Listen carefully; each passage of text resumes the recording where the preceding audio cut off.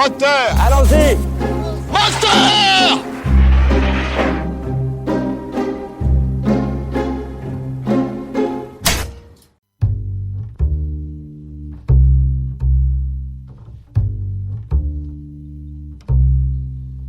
In the cool of the evening when everything is getting kinda groovy, you call me up and ask me would I like to go with you and see a movie. At first I say no, I've got some plans for tonight, and then I stop and say alright. Love is kinda crazy with a spooky little boy like you. You always keep me guessing, I never seem to know what you were thinking. And if a girl looks at you, it's for sure your little eye be winking. I get confused, 'cause I don't know where I stand, and then you smile and hold my hand. Alors voilà, vous avez entendu la chanson qui commence un film de Jim Jarmusch. Il s'agit de Father, Mother, Sister, Brother. Alors Jarmusch, eh bien, on y va. Pourquoi ? Parce que on connaît l'humour très pince sans rire de Jarmusch. Il a un regard toujours très décalé, un peu désabusé sur des héros étranges, on va dire, oui, étranges. Peut-être même, on pourrait même dire jusqu'à dire, voire anti-héros. Et je pense notamment au film Done by Law, très drôle, avec des affreux Jojo, paumés, hyper maladroits, avec déjà Tom Waits, d'ailleurs, qui tient ici le rôle du Father, dans le film de Jim Jarmusch, Father, Mother, Sister, Brother. Il y avait aussi, dans ce film, Done by Law, je vous parle de Done by Law parce que c'est là que j'ai un peu découvert Jim Jarmusch, je reconnais, et il y avait Roberto Benigni, qui effectivement, comme vous le savez, est une sorte de clown exubérant, et qui était parfaitement bien à sa place dans ce film très drôle. Bref, c'est un film vraiment inoubliable, avec un jeu d'acteurs et une réalisation toujours parfaite, et toujours ce qu'a su faire Jarmusch, c'est créer une atmosphère très originale. C'est un film aussi très musiqué, voilà, parce qu'il lui-même compose de la musique. Alors ici, pour Mother, Father, Sister, Brother, etc., le film donc commence par cette chanson que vous venez d'entendre. Alors moi, ce que j'ai trouvé intéressant, c'est dans le générique début, je connaissais pas cette maison de production je ne sais pas si c'est celle de Jarmusch, j'ai oublié d'aller vérifier, mais en tout cas, c'est une production qui produit un certain nombre de films, et j'ai vu qu'ils sont tous un peu déjantés, on va dire, enfin un peu à côté. Et le nom de la production, c'est Cinéma Inutile. Je trouve ça vraiment formidable, j'adore. Cinéma inutile. Oui, parce que je trouve qu'il y a de l'utilité dans l'inutile, ça vous le savez, c'est ma philosophie personnelle. Donc, sur des plans flous, des taches de couleurs qui circulent et qui vont intervenir à plusieurs passages, parce qu'il y a 3 histoires, Father, Mother et Brother et Sister. Et bien dans ces 3 passages, vous avez toujours ces images un peu des taches de couleurs. C'est ce qui crée le lien entre les 3 histoires, celle des relations entre parents et enfants, quand les enfants sont devenus des adultes et les parents ont vieilli ou ont disparu. Et la chanson est celle que la mère de Jeff et Emily, donc le frère et la sœur qui sont dans la voiture, ils écoutent cette chanson dans la voiture, ils vont voir leur père. On va dire qu'ils savent, sans savoir exactement où en est le père, ils vont lui rendre visite. Ils savent qu'il vit d'une façon un peu sauvageonne. Il semblerait qu'il soit en difficulté financière. En tout cas, si l'on en croit ce qu'ils disent. Et la chanson nous met très vite au parfum puisqu'elle dit « Tu n'es pas ce que tu sembles être ». Et ce sera vrai pour tout le monde. Tu n'es pas ce que tu sembles être. Et c'est justement le mystère de la famille. Les mensonges, mais surtout les non-dits. Les vrais silences, qui sont pleins de sens. Et donc c'est la projection de ces images insolites, indéchiffrables, comme je vous le disais à l'instant, ces espèces d'effets de couleurs, de mouvements, très indéchiffrables, qui servent de ponctuation au film de Jarmusch. Qui sommes-nous ? On ne sait pas de quoi il s'agit. Est-ce qu'on le saura un jour ? C'est pas sûr. Et en même temps, est-ce qu'il faut le savoir ? C'est pas sûr non plus. Donc, nous voici, première séquence, arrivés chez le père. Alors, il met un plaid sur le canapé, on le voit, il est à l'intérieur de sa maison, il modifie l'emplacement d'une pile de livres, on croit qu'il range. Et en réalité, on comprend qu'à la fin, en fait, il était en train de déranger pour faire un peu pitié à ses enfants, pour montrer qu'il était complètement dépassé par les événements, etc. Et donc son fils et sa fille, qui arrivent donc en voiture, croient qu'il est en difficulté financière. Et en même temps, il pense aussi que moralement, il a été très atteint par la mort de sa femme, donc leur mère, à eux deux. Et tout ceci est faux. Les enfants sont partis, vous avez le père qui va s'habiller en costume un peu normal, quoi, si je puis dire, civilisé. Il va prendre sa voiture qu'il avait dissimulée. Il faisait croire qu'il avait toujours une vieille bagnole. En réalité, c'était pas vrai du tout. Et il va faire quoi? Il va dîner en galante compagnie. Donc, vous voyez, c'est tout à fait le contraire de l'image qu'il a voulu donner à ses parents. Et donc, les enfants, qui sont adultes, ne savent rien de leur père. Sauf, il y a une séquence où tout d'un coup le père explique que il a pas de chauffage, mais il chauffe au bois, il coupe du bois, il sort une hache, il donne des grands coups de hache. Tout d'un coup, il y a une séquence d'une violence qui peut-être en dit long, ou en tout cas sans doute en dit long sur le lien parent-enfant qu'il aimerait peut-être sectionner. Vous voyez, tout est possible. Et les enfants adultes ont des doutes qu'ils refutent. Il y a des objets, notamment le père a une Rolex. Alors il tombe des nues, quoi. Parce que si on n'a pas un rond et qu'on peut même plus chauffer, etc., avoir une Rolex, peut-être qu'on peut faire autrement. Enfin voilà. Donc est-ce qu'elle est fausse? Est-ce qu'elle est vraie? On ne sait pas non plus. Même l'objet, on ne sait pas. Et d'ailleurs, on s'aperçoit que dans les trois histoires avec Father, Mother, et troisième histoire avec le frère et la sœur, il y a des objets en commun. C'est intéressant parce que les objets ont de l'importance. Et donc la réalisation est très drôle, avec des plans au zénith, notamment sur la table où sont posés des verres d'eau. Tout est suspect, même l'eau. Voilà, c'est-à-dire, puis ensuite les tasses à thé. Et comme dans la deuxième histoire, la Mother, vous avez Charlotte Rampling qui tient le rôle de la mère, qui, elle, au contraire du père, va se mettre un point d'honneur à faire une jolie table. Elle veut montrer qu'elle va très bien et que tout se passe bien. Est-ce que c'est vrai? On n'en sait rien. La question du père est pertinente. Est-ce qu'on peut trinquer avec de l'eau? Oui, c'est vrai. Et au fond, pourquoi pas? On peut trinquer avec de l'eau. Mais c'est vrai que c'est une question qu'on peut se poser. Voilà, on peut être heureux avec pas grand-chose. Et c'est souvent le cas d'ailleurs. Et même les livres de la bibliothèque peuvent suggérer le caractère un peu spécial du père, parce qu'il y a des livres qui mettent en valeur le fascisme, des auteurs un peu cyniques. Alors est-ce qu'il est fasciste, cynique? Non, on ne sait pas, et en même temps, quelle importance. Et le paysage qu'il a de sa fenêtre, qui semble un paysage apaisant pour les deux enfants, en tout cas ils disent de manière, la vue est tranquille. Eh bien, ça peut devenir solitude. Le père déclarant vouloir rester, et je cite, être à l'écart du monde réel. Voilà, c'est peut-être ça la clé du bonheur, je sais pas. Mais la rencontre est surtout faite de silence, de longs silences. Et l'interdiction d'aller voir, notamment, il y a eu des travaux qui ont été financés par le fils, parce qu'il a dit il y a un mur qui est tombé. Alors le fils se croit obligé d'aider à payer les travaux. Il dit j'aimerais voir les travaux. Ah non, ça le père n'y tient pas du tout. Alors on se dit est-ce qu'il a fait faire les travaux ou est-ce que ça lui a permis d'acheter la Rolex? On ne sait pas.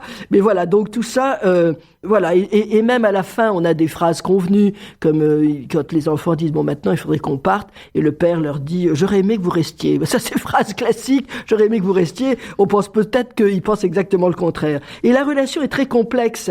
Et le fils dira sur le chemin du retour, j'ai toujours voulu l'admirer. J'ai essayé. C'est pas mal. Et la fille dit qu'elle était perplexe à propos de la Rolex, etc., etc. Donc vous voyez, cette espèce d'incompréhension comme ça, c'est tellement vrai, tellement bien vu, et en même temps, il n'y a pas de jugement. Voilà. La seconde histoire qui se situe, donc je vous le disais, avec Charlotte Rampling qui tient le rôle d'une mère, Mother, et ses deux filles. Alors il y en a une, c'est une Miss Chaussette, qui est un peu interprétée par Cate Blanchett, c'est drôle, parce qu'elle est là, ça lui va bien, mais bon voilà. Et puis il y en a une autre qui est beaucoup plus exubérante, c'est jouée par Vicky Krieps, qui est toujours magnifique, et là, cette fois-ci, elle a des cheveux roses, voilà. Et l'une est sage, l'autre pas, mais elles s'entendent bien, les enfants s'entendent bien, donc ça nous amène tout d'un coup à la troisième partie qui sera From Mother, Sister. Là, ce sont effectivement deux sisters, si je puis dire, mais elles s'entendent bien. Et de la même façon que dans la première histoire, le père faisait remarquer que les deux enfants portaient les mêmes couleurs. En effet, quand ils enlèvent leur manteau, ils sont habillés en beige et en rouge. Eh bien, les deux filles, c'est pareil. Quand elles enlèvent leur manteau, elles sont aussi habillées. Il y a donc quelque chose de commun dans la famille. Vous voyez, donc là, évidemment, c'est signifié par ces couleurs des habits. Mais ça veut dire que dans une famille, il y a des trucs communs. Et Vicky, qui est jouée donc, je vous le répète, enfin Vicky, plutôt, je sais plus le nom qu'elle porte dans le film, enfin peu importe. Vicky Krieps, Elle se vante d'avoir une Lexus, c'est-à-dire une bagnole, mais elle peut pas l'utiliser parce qu'elle est au garage. Enfin bon, là, des histoires. Et donc tout ça se raconte des histoires, on ment, comme on respire, et en même temps, quelle importance. Et là encore, il y a encore, avec la mère, Charlotte Rampling, des silences qui vont s'installer avec des assiettes qui, elles aussi, sont filmées en plongée. Et ces plongées comme ça, vues du ciel, vous voyez, en quelque sorte, rassemblent, on voit tous les bols des personnages, on voit pas les personnages, on voit leurs bols. Et ben elles sont sur une même table. C'est-à-dire que là encore, il y a quelque chose qui les rallie d'une certaine façon. Et puis il y a des gags en particulier, notamment il y a une des filles qui a apporté un bouquet de fleurs, alors évidemment très volumineux, et on sait pas où le mettre. Alors, mais ça arrive très souvent. Vous savez, on se dit on veut faire plaisir, alors on pose le bouquet sur la table et du coup on voit plus les gens qui sont autour, quoi. Voilà, donc ça camoufle tout le monde. Donc je finis par mettre un petit bouquet. Voilà, tout ça est très très bien vu, mais c'est drôle. Et alors il y a aussi quelques ricanements sur les uns les autres, des vacheries, mais tout ça est distillé gentiment, élégamment. Notamment, les deux filles se moquent un peu gentiment, mais de leur mère, parce que elles voient des romans. La mère écrit des romans, mais des romans à l'eau de rose. Alors notamment, vous avez des titres comme La frontière de l'amour ou Infidèle lendemain. Alors évidemment, ça les amuse beaucoup, mais bon, la mère le sait pertinemment, mais elle fait comme si elle ne voyait rien ni elle n'entendait rien. L'eau est aussi un centre de conversation. Et à un moment, il y a, je crois que c'est Vicky qui dit, l'eau, elle a un goût d'eau. Oui, ça, j'adore ce genre de phrase parce que c'est tout à fait ce qu'on peut entendre quand on n'a plus rien à dire, voilà. Et toujours ces fameux silences qui sont accentués d'ailleurs par une musique très sourde, un peu comme au ralenti, c'est-à-dire le temps se ralentit et en même temps, dans ces silences, il y a des choses qui sont dites. Et cette musique est signée Jarmusch, évidemment. Et là, la deuxième partie se termine par une porte qui se referme, mais qui se referme sur la mère, qui reste seule, après avoir suivi des yeux le départ de ses deux filles. Alors c'est une fin de deuxième partie, c'est un plan de porte qui se ferme, mais c'est la mère qui la ferme, c'est son choix.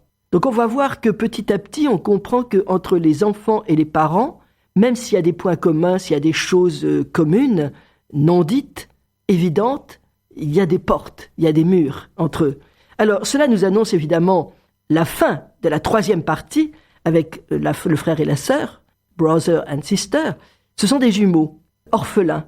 Ils sont à Paris, ils sont obligés de vider la maison de leurs parents qui, tous les deux, sont morts dans un accident d'avion. On se demande même pourquoi ils sont partis là-bas, enfin, etc. Ils se posent même la question, mais enfin, c'est comme ça. Et donc, ils ont été obligés de vider la maison et tout le mobilier, tous les souvenirs, les objets, tout ce qui appartenait aux parents, ils l'ont mis dans un espèce de garage. Il y a un store qui ferme ce garage et lorsqu'ils ouvrent le garage et qu'ils voient toute la vie, au fond, en condensé des parents, ils restent là, comme ça. C'est un plan intéressant parce qu'il y a quand même un certain plan et puis tout d'un coup, un certain temps, et puis tout d'un coup, ils sont obligés de descendre le store, fermer la porte, et ils restent encore devant cette porte fermée. Et là aussi, le tempo est intéressant parce que ça en dit long, C'est-à-dire, qu'est-ce qu'on fait de tout ça? Qu'est-ce qu'on fait de tous ces souvenirs? Ça nous est arrivé à tous, hein, ça c'est vrai, c'est une vraie question. Et puis, quand la porte est fermée, après ce temps, le frère et la sœur, bras dessous, s'engage dans une voie assez sombre, mais au bout, c'est un très beau décor parce qu'au bout, il y a la lumière. Là aussi, il faut regarder des images et ça a du sens. Et cette séquence concrétise avec finesse, émotion, les relations entre les parents et les enfants, très complexes, parfois incompréhensibles, où les parents se préservent des regards des enfants. Ça, c'est intéressant aussi, c'est-à-dire qu'il y a des non-dits de la part des parents, comme des enfants d'ailleurs. Ce sont deux mondes séparés que tout réunit. Et frères et sœurs créent aussi une relation particulière dans cette grande maison vide, cette maison qu'ils ont été obligés de vider, cet appartement à Paris. Et là encore, c'est une énigme, la mort de leurs parents dans un accident d'avion. Et le plan au zénith, puisque je vous ai parlé de ces plans qui sont faits avec une caméra en plongée exactement au zénith, que l'on trouve dans la première partie, la deuxième partie, on la retrouve également dans la troisième partie, il montre ce plan plutôt, le frère qui est allongé au sol et la sœur qui est recroquevillée contre lui, un peu comme un fœtus. Et ça a du sens, parce qu'il dit qu'il va la protéger. Et la visite des pièces vides est filmée de telle façon que, comme eux, on voit leurs parents dans la cuisine ou dans les couloirs ou dans la chambre. Ça, c'est très très bien filmé. Et eux aussi, comme tous les personnages, ils portent aussi les mêmes couleurs. Le rouge, comme on l'a vu dans la première partie, la seconde partie, et eux aussi, ils portent des effets rouges, couleur de vie et de mort. Et eux aussi écoutent la chanson que leur mère aimait. Ils l'écoutent et ça les rend joyeux, ça les rend vivants. C'est donc un film le film de Jarmusch, par le souci du détail, par la qualité des comédiens, incontestablement, parle très bien des tourments, des doutes, des personnages, et montre très bien aussi la fragilité des rapports familiaux, et surtout ceux entre parents et enfants. Jarmusch, une fois encore, avec ses techniciens toujours attitrés, c'est la raison pour laquelle il sait parfaitement travailler avec eux, et il y a d'excellents résultats. Je les cite quand même, Frédéric Helmès pour la photo, et Yorick Le Sceau, je crois, là j'ai un petit doute, Yorick Le Sceau pour le montage, enfin plutôt avec ses techniciens et sa propre musique. Il nous donne un film sensible, en retenue, mais avec un regard très amusé, et c'est une réussite. Au fond, j'ai envie de dire que Jarmusch touche à l'humain. Et c'est de plus en plus rare aujourd'hui. Aujourd'hui, on voit des gens qui s'agitent, qui gueulent, machin, etc. Ce sont des marionnettes qui agissent, certes, mais sans profondeur. Et donc là, je crois que ce qui nous touche dans les films de Jarmusch, quel qu'il soit, c'est ce côté profondément humain. Et ça nous touche parce que justement, jusqu'à nouvel ordre, nous sommes encore de la même race. C'est-à-dire, nous sommes encore des humains. Voilà, donc on va écouter tout de suite la bande-annonce. What do you say we toast our tea to family relations? Oh. It's wonderful to see you both. Very happy to see them on the one hand, but I just have to keep them from stirring things up. You've always been my favorite son. Well, your only son. As far as we know. You're dead. Shall I be mother? You might as well start sometime. May I ask if you still take anything? No, I don't. No heroin, no cocaine, no uppers, no downers, no goofballs, nothing. No. Daddy, I just...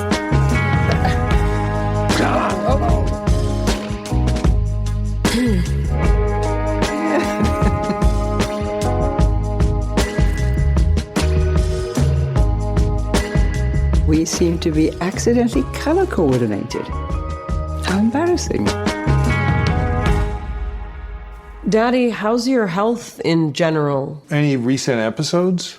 You know, like at Mom's funeral?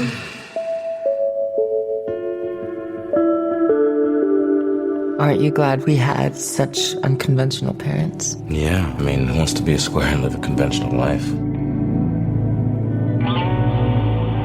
It's like they say, you can choose your friends and your lovers, but you can't choose your family. Good to see you, son. Mom looks good. She doesn't look old, does she? The world is really fragile, I think. Anything could happen. It's all so random.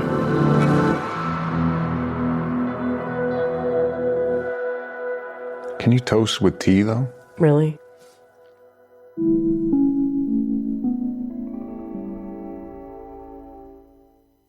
Et voilà donc un film de Jim Jarmusch que je vous recommande. Vous l'avez compris, Father, Mother, Sister, Brother, c'est toujours un réel plaisir. Voilà, c'est plein d'humour, de délicatesse, de finesse, d'intelligence.